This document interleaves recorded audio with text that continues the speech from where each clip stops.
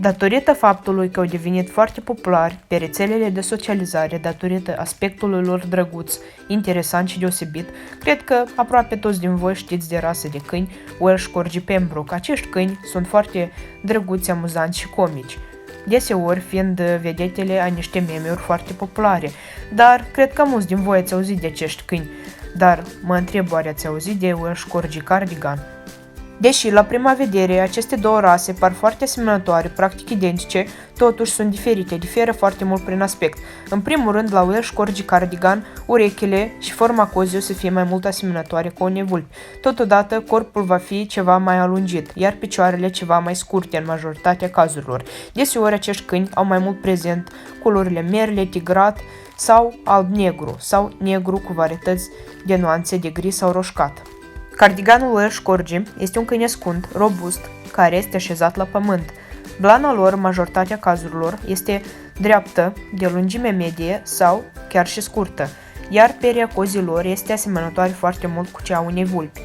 Conform standardelor acestei rase, culorile sale pot varia de la tigrat pur, tigrat cu alb, merle, negru cu alb, samari, roșcat sau mai multe tipuri de tărcat. Culoarea ochilor variază în funcție de culoarea blănii, dar în cazul în care culoarea blănii ar putea să fie merle și ar putea să fie o probabilitate mare ca ochii să fie albaștri sau de culori diferite.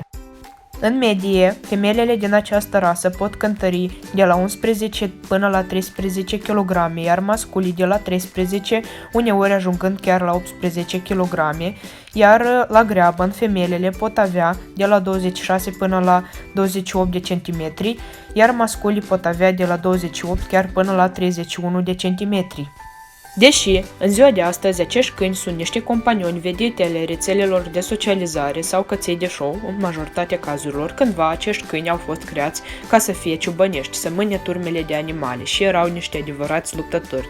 Cu peste 2000 de ani în urmă, acești câini au fost aduși de către celți în țara Galilor, mai târziu formându-se încrucișări cu câinii nordici și englezi, și după care, prima dată, au fost aduși primii câini de către ducele York în curtea Angliei, fapt care a adus la popularitatea rasei pe acele vremuri.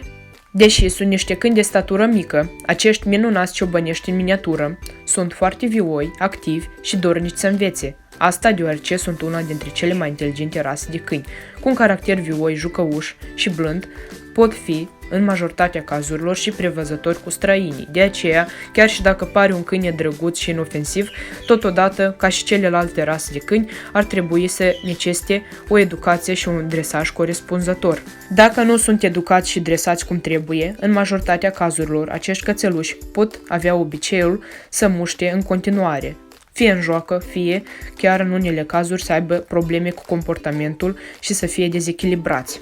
Față de alți câini, poate reacționa cu nepăsare în majoritatea cazurilor, dar, dacă este socializat de mic, poate accepta și alte animale din companie care locuiesc cu el sau se află în preajma lui.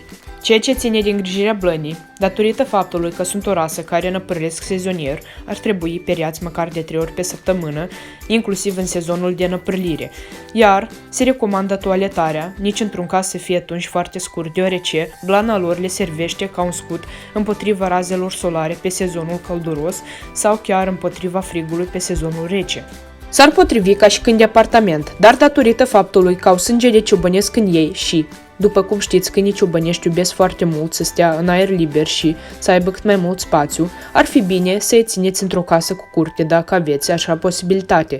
Dar dacă nu aveți și vă doriți foarte mult un așa gen de câine să-l țineți la apartament, plimbările în aer liber foarte lungi și să facă multă mișcare ar fi o soluție destul de bună pentru ei, ca să-și cheltuie energie și să se simtă foarte bine. Ce ține de dresaj, acești câini pot să învețe foarte repede noile comenzi, deoarece sunt niște câini foarte inteligenți, dar au în sânge obiceiul de mușca, deoarece cândva au fost câini care mânau turmele de animale și le mușcau de picioare pentru a se deplasa cât mai repede. De aceea, de mici, ar trebui să fie dezvățați de acest obicei pentru a nu provoca deranj stăpânilor sau a noilor musafiri care vin în casă. Ce ține de utilitățile sale, poate fi folosit ca și câine ciobănesc chiar de unele persoane care au turme de animale, ca și câine de pază pentru locuințe, pentru a înștiința dacă vine cineva să se apropie de teritoriul său, sau, în majoritatea cazurilor, ca animal de companie. uneori mai rar, dar este folosit chiar și la vânătoare. Cam atât cu acest video. Sper că v-a plăcut și ați aflat ceva interesant și util despre această rasă. Dacă v-a plăcut și v-a fost de folos, numai decât nu uitați să apăsați butonașul de abonare și să activați clopoțelul dacă vreți să vă apară notificări când eu postez ceva nou. Și toate cele bune și succes tuturor!